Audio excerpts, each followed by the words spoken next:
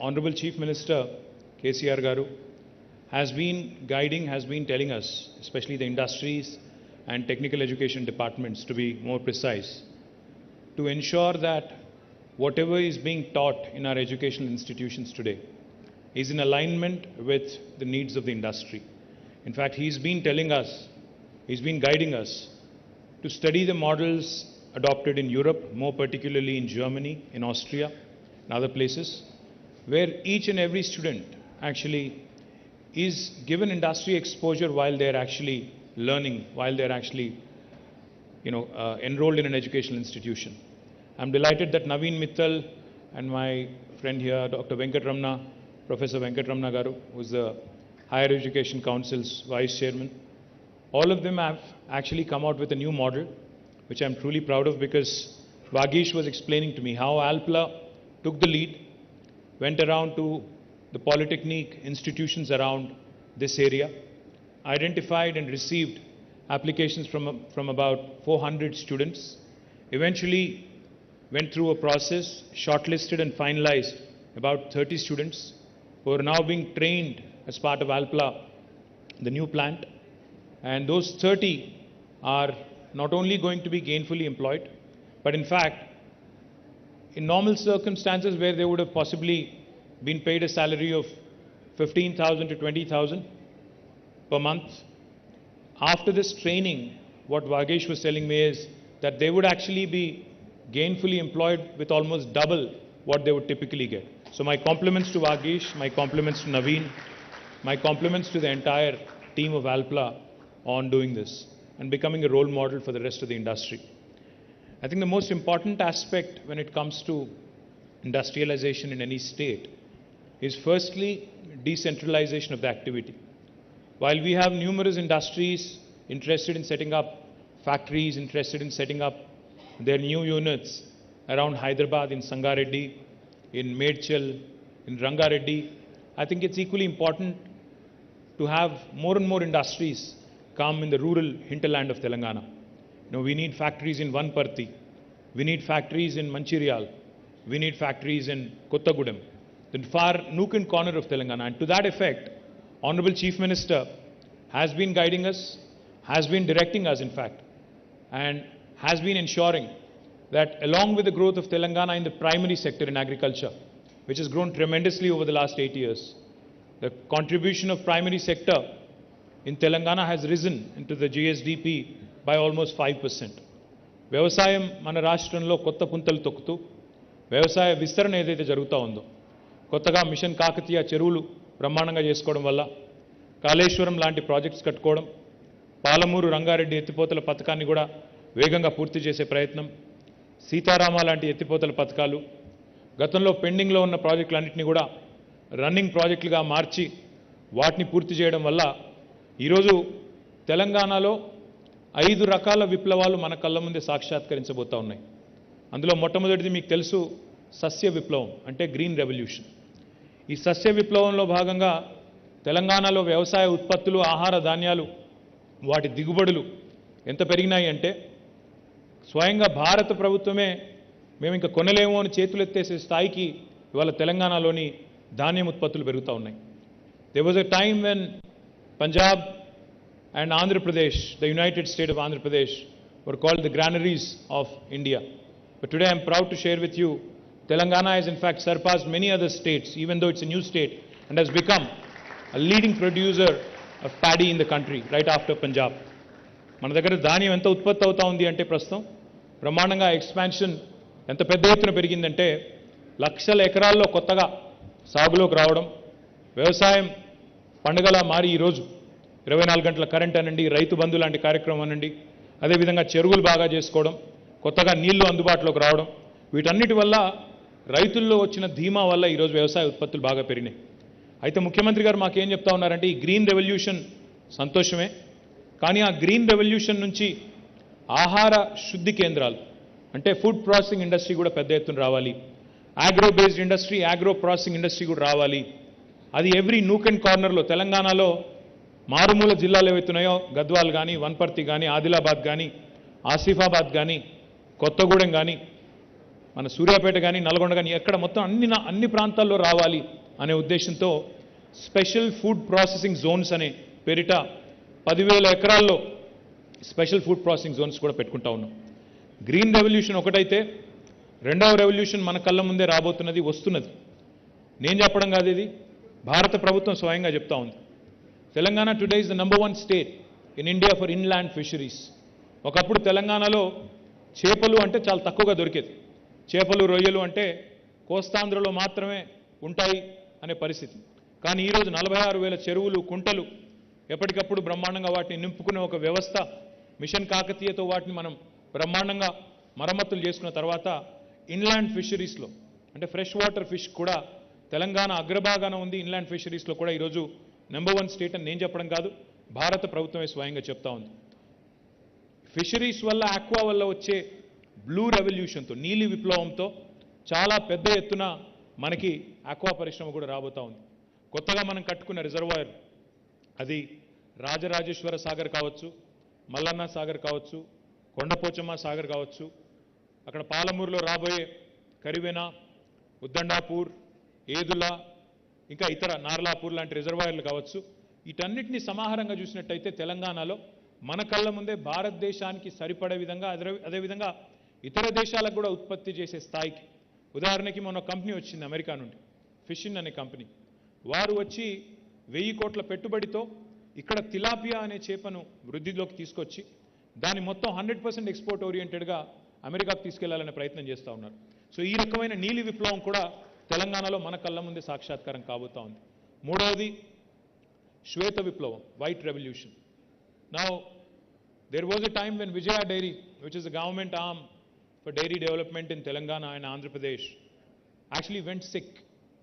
మూతబడే పరిస్థితికి చేరుకున్న విజయ డైరీని ఈరోజు తిరిగి ప్రాణప్రతిష్ఠ చేసి ప్రతి ఒక్క డైరీ ఫార్మర్కి లీటర్కి 4 రూపాయల చొప్పున ప్రోత్సాహకం ఇచ్చిన తర్వాత, మినీ డైరీస్ని ఎంకరేజ్ చేసిన తర్వాత ఈరోజు అదే విజయ డైరీ, ఏ విజయ డైరీ అయితే మూతబడే స్థాయికి చేరుకున్నదో ఆ విజయ డైరీ ఈరోజు ప్రభుత్వానికి తిరిగి డివిడెండ్ ఇచ్చే స్థాయికి చేరుకుంది అంటే తప్పకుండా తెలంగాణలో శ్వేత విప్లవం కూడా, ఒక క్షీర విప్లవం కూడా మన కళ్ళ ముందే రాబోతా ఉంది. ఒక చిన్న ఉదాహరణ చెప్పాలి అంటే, శ్వేత విప్లవం, క్షీర విప్లవం అని నేను చెప్తుంటే కొంతమందికి అదేం పెద్ద విషయమా అనిపించవచ్చు. కానీ మన పెద్దవాళ్ళు ఎప్పుడు చెప్తుంటారు, పంటతో పాటు పాడి పరిశ్రమ కూడా బాగుంటేనే గ్రామీణ ఆదాయంలో, గ్రామీణ ఆర్థిక పరిపుష్టిలో దోహదపడుతుంది. మనం ఇప్పుడు ఉదాహరణకి పాడి పరిశ్రమ యొక్క పవర్ తెలుసుకోవాలనుకుంటే, న్యూజిలాండ్ అనే దేశంలో ఫాంటెరా అని ఒక కంపెనీ ఉంది. ఆ ఒక్క కంపెనీ, ఫాంటెరా అనే ఒకే ఒక్క కంపెనీ, గతంలో దాని పేరు న్యూజిలాండ్ డైరీ బోర్డ్ అని ఉండేది. ఆ ఒక్క కంపెనీ, ఫాంటెరా అనే ఒకే ఒక్క కంపెనీ, న్యూజిలాండ్ యొక్క జీడిపిలో 8% కాంట్రిబ్యూషన్ ఆ ఒక్క కంపెనీ నుంచి వస్తూ ఉంది. అది మొత్తం డైరీ ప్రోడక్ట్స్ తయారు చేసే కంపెనీ. ఎందుకు చెప్తా ఉన్నానంటే, భారతదేశం ఇంకా కూడా 70% గ్రామీణ దేశం. ఈ గ్రామీణ దేశంలో తప్పకుండా డైరీని కూడా ఎంకరేజ్ చేయాలి, డైరీని కూడా విస్తృతపరచాలి అనే సదాశయంతో ముఖ్యమంత్రి గారు ఏదైతే పనిచేస్తూ ఉన్నారో తప్పకుండా దానివల్ల ఒక శ్వేత విప్లవం, ఒక క్షీర విప్లవం కూడా వస్తుంది. తద్వారా రైతుల ఆదాయం కూడా పెరుగుతుంది. పాడి వల్ల పంటలకు లాభం జరుగుతుంది, దాంతోపాటు రైతుల ఆదాయం కూడా పెరిగే ఆస్కారం ఉంటుంది. ఇక నాలుగవది పింక్ రెవల్యూషన్. పింక్ రెవల్యూషన్ అంటే మళ్ళీ మా వివేక్ గారు వేరే అనుకుంటారు. పింక్ రెవల్యూషన్ అంటే మాంస ఉత్పత్తులు పెరిగి మీట్ ప్రాసెసింగ్ పెరిగి మరి ఇతర దేశాలకు కూడా ఎగుమతి చేసే స్థాయికి చేరుకోవడం పింక్ రెవల్యూషన్. ఇప్పుడు consumption of meat, consumption of all kinds of meat is typically associated with affluence. అంటే ఎట్లా ఇన్కమ్ లెవెల్స్ పెరుగుతాయో అట్లా ప్రోటీన్ ఫుడ్ తినడం పెరుగుతుంది. కాబట్టి ఈరోజు భారతదేశానికే కాదు ఇతర దేశాలకు కూడా ఎగుమతి చేసే స్థాయికి మన మీట్ ఇండస్ట్రీ కూడా పెరగాలి అంటే తప్పకుండా షీప్ రియరింగ్ లాంటి యాక్టివిటీని పెంచాల్సి ఉంది. షీప్ రియరింగ్ అంటే గొర్రెల పెంపకం ద్వారా, ఎందుకంటే మనం చాలాసార్లు ఇప్పుడు వాగేష్ మాట్లాడడం మీరు విన్నారు, ఫిలిప్ మాట్లాడడం మీరు విన్నారు. చాలాసార్లు మనం చాలా అందంగా స్కిల్ డెవలప్మెంట్ అని మాట్లాడుకుంటూ ఉంటాం. స్కిల్ డెవలప్మెంట్ మంచిదే. స్కిల్ డెవలప్మెంట్ అంటే నైపుణ్య శిక్షణ. స్కిల్ డెవలప్మెంట్ చాలా మంచిది. కానీ ఆల్రెడీ డెవలప్ అయి ఉన్న స్కిల్ సంగతి ఏంటి? మనకు కుల వృత్తులో ఎన్నో ఉన్నాయి. ఆ కుల వృత్తుల్లో వంశపారంపర్యంగా ఆ టాలెంట్ ఉన్న, ఆ నైపుణ్యం ఉన్న సోదరులు ఎవరైతే ఉన్నారో, రూరల్ ఏరియాస్లో ఎవరైతే ఉన్నారో వారికి కనుక కొద్దిగా ప్రోత్సాహం ఇచ్చినట్టయితే, కొద్దిగా ఊతం ఇచ్చినట్టయితే బాగుంటుందనే ఉద్దేశంతో ఈ రాష్ట్రంలోని యాదవ కురుమ సోదరుల కోసం రాష్ట్ర ప్రభుత్వం ప్రవేశపెట్టిన మరి గొర్రెల పెంపకం కార్యక్రమం ఏదైతే ఉందో దానివల్ల పశు సంపద మన రాష్ట్రంలో ఇప్పటికే రెట్టింపు పైగా పెరిగింది. దానివల్ల ఏం జరుగుతుంది అంటే మాంస ఉత్పత్తికి అది మన రాష్ట్రంలో కన్సంప్షన్ అయ్యే మాంసం కావచ్చు, లేదా ఇతర రాష్ట్రాల్లో ఈ దేశంలోని ఇతర రాష్ట్రాల్లో కానీ లేదా ఇతర దేశాల్లో కానీ మనం మీట్ ప్రాసెసింగ్ ఇండస్ట్రీని కూడా ప్రోత్సహించినట్టయితే ఒక పింక్ రెవల్యూషన్ దానివల్ల వస్తుందనేది మన ఆలోచన. దాంతోపాటు ఐదవది, ఇప్పుడు కొత్తగా మీరు చూస్తే ఈ మధ్యకాలంలో తెలంగాణలో నీళ్లు, తెలంగాణలో కరెంట్ ఇవన్నీ బాగా పెరిగిన తర్వాత వ్యవసాయ ఉత్పత్తులు పెరిగినాయి. ముఖ్యంగా మన రాష్ట్రంలో వరి వేయడం అనేది పరిపాటిగా ఉంటుంది. వరి విస్తృతంగా రైతులు పండిస్తారు. అయితే వరి నుంచి రైతుల్ని షిఫ్ట్ చేయాలి, ఇతర పంటల వైపు మళ్లించాలి అంటే అదొక పెద్ద సవాల్గా రాష్ట్ర ప్రభుత్వానికి కానీ ఇతర రాష్ట్రాల ప్రభుత్వాలకు కానీ మారిన పరిస్థితి వాస్తవం. మరి వారికి లాభసాటిగా ఉండే విధంగా మరొక ప్రత్యామ్నాయాన్ని చూపెట్టాల్సిన బాధ్యత ప్రభుత్వాల మీద ఉంటుంది. మరి ప్రభుత్వాల మీద ఉండే ఆ బాధ్యతలో భాగంగా భారతదేశం ఒకవైపు ఎడిబుల్ ఆయిల్స్ కూడా ఈరోజు దిగుమతి చేసుకుంటా ఉంది. మనం ఏదైతే వంటలో వాడే వంట నూనె ఉంటుందో ఆ నూనెను కూడా ఈరోజు ఇతర దేశాల నుంచి మనం దిగుమతి చేసుకుంటా ఉన్నాం. మలేషియా నుంచి, ఇండోనేషియా నుంచి, ఇతర దేశాల నుంచి ఎడిబుల్ ఆయిల్స్ అన్నీ కూడా మనం ఇంపోర్ట్ చేసుకుంటా ఉన్నాం. ఆ డిపెండెన్స్ పోవాలన్న ఉద్దేశంతో తెలంగాణ ప్రభుత్వం రాబోయే 5 ఏళ్లలో 20 లక్షల ఎకరాల్లో ఆయిల్ పామ్ అనే పంటను పండించాలనే లక్ష్యాన్ని పెట్టుకుంది. 20 లక్షల ఎకరాల్లో ఆయిల్ పామ్ అంటే తెలంగాణ విస్తీర్ణంలో దాదాపుగా మనం ఓవరాల్గా పంటల విస్తీర్ణంగా చూసుకున్నట్టయితే 15% పైగా మనం మరి ఇతర పంటల నుంచి ఆయిల్ పామ్ వైపు మళ్లించాలని ప్రయత్నం చేస్తూ ఉన్నాం. ఆయిల్ పామ్ని జనరల్గా ఇతర దేశాల్లో ఎల్లో రెవల్యూషన్ అంటారు. సో ఈ రకంగా ఇన్ని 5 revolutions, green, white, blue, pink and yellow, ఈ 5 రెవల్యూషన్స్ వల్ల ఇదంతా ఎందుకు చెప్తా ఉన్నాను ఆల్ప్లా ఎంప్లాయీస్కి అని మీరు అనుకోవచ్చు. ఎందుకంటే మీరు తయారు చేసే ఉత్పత్తులకు అవన్నీ కూడా పర్ఫెక్ట్ వేదికలుగా మారబోతా ఉన్నాయి. అందుకే చెప్తా ఉన్నాను. Because you're a moulds company.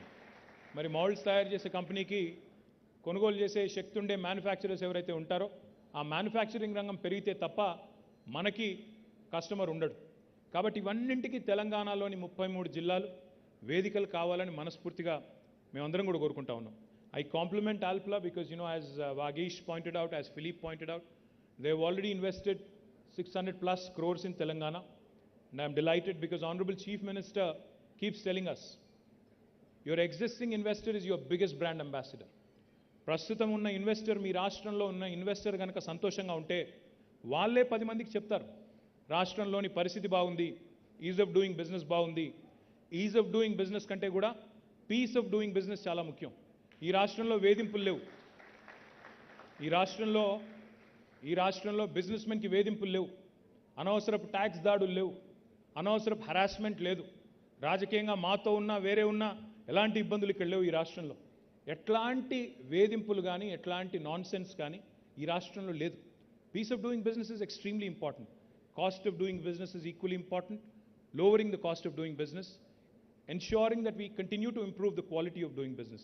So ఈ 4 గీటురాలుగా పెట్టుకొని ease of doing business, peace of doing business, quality of doing business and cost of doing business, ఈ 4ంటిని గీటురాలుగా పెట్టుకొని కొత్త పారిశ్రామిక వాడల్ని కూడా ఎంకరేజ్ చేస్తూ ఉన్నాం. అందులో భాగంగా ఈరోజు ఆల్ప్లా ఇచ్చిన ఎంకరేజ్మెంట్ ఏదైతే ఉందో, మొట్టమొదటిసారి ఇక్కడ ఆల్ప్లా పెట్టింది యునైటెడ్ ఆంధ్రప్రదేశ్ ఉన్నప్పుడే 2006లో. కానీ ఇప్పుడు దశలుగా విస్తరిస్తూ 600 కోట్ల పైచిలకి ఇక్కడ పెట్టుబడులు పెట్టి ఈరోజు ప్రభుత్వ ఆలోచనకు అనుగుణంగా అప్రెంటిస్షిప్ లాంటి మోడల్ కూడా తీసుకొచ్చి అందులో చాలా సంతోషం అనిపించింది వాగీష్ చెప్తుంటే. When you'd mention Vageesh that you working 24/7. Now this was a dream before 2014. 24 గంటలు 3 షిఫ్ట్లో పనిచేయడం అనేది ఒకప్పుడు పెద్ద కళ తెలంగాణ రాకముందు. ఎందుకంటే నాకు బాగా గుర్తుంది, నార్మల్ టైంలో జనరల్గా మా ప్రతిపక్ష పార్టీలు ధర్నాలు చేస్తాయి ఏదైనా ప్రజా సమస్య ఉంటే ఇందిరా పార్క్ దగ్గర.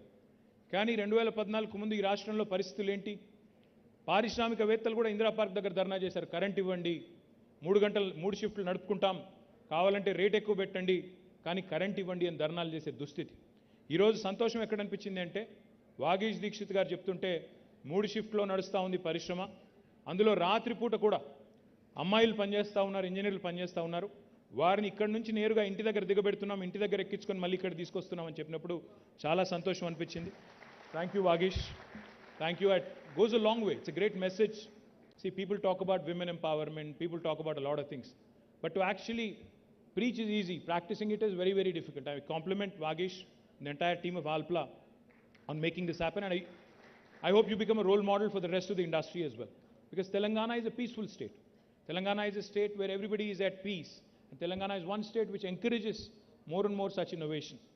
All in all, నేను మీ అందరికి కూడా చేసే విజ్ఞప్తి ఏమంటే ఉపాధి కల్పనకి పెద్దపీట వేస్తూ మన రాష్ట్ర ప్రభుత్వం టీఎస్ ఐపాస్ లాంటి విధానాలు ఏవైతే తీసుకొచ్చిందో వాటి వల్ల అదేవిధంగా రాష్ట్రంలో ఉండే able leadership and stable governance వల్ల తెలంగాణ ఈరోజు పారిశ్రామిక రంగంలో భారతదేశ సగటు కంటే జాతీయ సగటు కంటే చాలా ఉన్నతమైన ఉచ్చమైన స్థాయిలో ఉంది. అందుకే ఈరోజు మ్యానుఫ్యాక్చరింగ్ సెక్టర్లో కానీ సర్వీసెస్ సెక్టర్లో కానీ అన్ని రంగాల్లో కూడా ఈరోజు తెలంగాణ ముందుకు పోతా ఉంది. అదృష్టం ఏమంటే మనకి ఇక్కడ లైఫ్ సైన్సెస్ సెక్టర్ కూడా మరి చాలా బాగా ముందుకు పోతా ఉంది. వ్యాక్సిన్స్ కానీ ఫార్మస్యూటికల్స్ కానీ కెమికల్స్ కానీ ఇంకా కొత్తగా వ్యాక్సిన్ రంగంలో ఈ మధ్యనే మనం పటాన్చెరులోనే పెట్టుకున్న మెడికల్ డివైజెస్ పార్క్ కూడా 50 పైగా ఫ్యాక్టరీలు వచ్చినాయి. అక్కడ కూడా పెద్ద ఎత్తున పటాన్చెరులోని స్థానికులకి తెలంగాణ పిల్లలకి ఉపాధి అవకాశాలు వస్తూ ఉన్నాయి. మొన్న ఒకరోజు నేను వచ్చి దాదాపు 7 పరిశ్రమలు ఒకటే రోజు ప్రారంభించాను. మళ్ళీ తర్వాత ఒకరోజు వచ్చి ఇక్కడే మెడికల్ డివైజెస్ పార్క్లో ఆసియా ఖండంలోనే అతిపెద్దదైన స్టెంట్ మ్యానుఫ్యాక్చరింగ్ యూనిట్ కూడా ప్రారంభించాం. తొందరలోనే ఇప్పుడే మీ ఎమ్మెల్యే గారు చెప్పినట్టు ఇక్కడే శివానగర్లో ఎల్ఈడి పార్కు కూడా భూమి పూజ చేసి అందులో కూడా కాలుష్య రహిత పరిశ్రమలని ప్రోత్సహించబోతా ఉన్నాం. వాటితో పాటు పక్కనే ఇక్కడే సుల్తాన్పూర్లోనే మరి మహిళా పారిశ్రామికవేత్తల కోసం ఫ్లో ఆధ్వర్యంలో వారిది కూడా మహిళా దినోత్సవం నాడు అక్కడ కూడా కొన్ని యూనిట్లు ప్రారంభించడం జరిగింది. అంటే ఈ రకంగా తెలంగాణ ఒక ఇంక్లూజివ్ అప్రోచ్తో సమ్మిళిత అభివృద్ధి జరగాలన్న ఉద్దేశంతో మహిళా పారిశ్రామికవేత్తలు కానీ ఇతర పారిశ్రామికవేత్తలు కానీ పరిశ్రమను ఒకవైపు విస్తరిస్తూనే వికేంద్రీకరిస్తూనే మరొక వైపు మరి అన్ని రంగాల్లోని పరిశ్రమలకు కూడా పెద్దపీట వేస్తూ దిగుమతులకి చరమగీతం పాడే విధంగా ఇంపోర్ట్ డిపెండెన్స్ తగ్గించే విధంగా గౌరవ భారత ప్రభుత్వం ఏదైతే చెప్తా ఉందో ఆత్మనిర్భర్ భారత్ అని సెల్ఫ్ రిలయంట్ ఇండియా అని దానికి అనుగుణంగా తెలంగాణ మరి ఒక మ్యానుఫ్యాక్చరింగ్ బేస్ కావాలి అన్న ఉద్దేశంతో చాలా తీవ్రంగా శ్రమిస్తూ ముందుకు పోతా ఉన్నాం. మరి ఆ క్రమంలో ఆల్ప్లా ఈరోజు తీసుకున్న నిర్ణయాన్ని స్వాగతిస్తూ మరి ఇక్కడికి వచ్చిన ఆల్ప్లా కుటుంబ సభ్యులందరికీ కూడా ధన్యవాదాలు తెలియజేస్తూ I only have one request for her excellency the ambassador. Ma'am, we have a lot of enterprises from the US, the continent of United States. We also have a lot of our friends here who invested from the UK, a lot of other European nations as well. Austria, of course, we're proud of Alpla and their investment in Telangana. But in fact, Philippe and Vagish both were mentioning that the opportunities of Austrian companies who are looking towards India are many. So I request you, madam, that please point them in the right direction towards Telangana, that is. The reason why I say that is because India is a very diverse country. India is a very heterogeneous country. When an Austrian entity chooses to invest in India, their impression about India will completely depend on the gateway they choose to enter India through. Because India is a very diverse nation. We're 28 different states. It's like Europe. It's like a continent with many languages, multiple cultures. Wow, this is a celebration, true celebration. क्या वागीश भाई special effect add करे थे क्या? మీ వాగీష్ గారు మా కోసం special effect కూడా పెట్టారు. థ్యాంక్ యూ వారికి. దానికి కూడా సినిమాల్లో చూపెడుతుంటారు కదా ముందు ఇట్లా వచ్చేసాడని అట్లా అన్నమాట. So as I was saying, don't be scared, nothing will happen. This is Telangana, you are safe. I was just telling you. Let me just complete the line of thought. It's a very diverse nation. So if an Austrian entity, if an Austrian enterprise chooses to enter India through, say for instance, an Uttar Pradesh versus Telangana, your experience will be completely different. Because, you know, while it is important to have a base in New Delhi, what's equally more important to understand is that India is a federal republic. Most important things when it comes to setting up a factory or an enterprise actually are in the hands of the government in a state. The action is in the states. So land, power, water, fiscal incentives, human resources, all of this actually are rested with the state governments.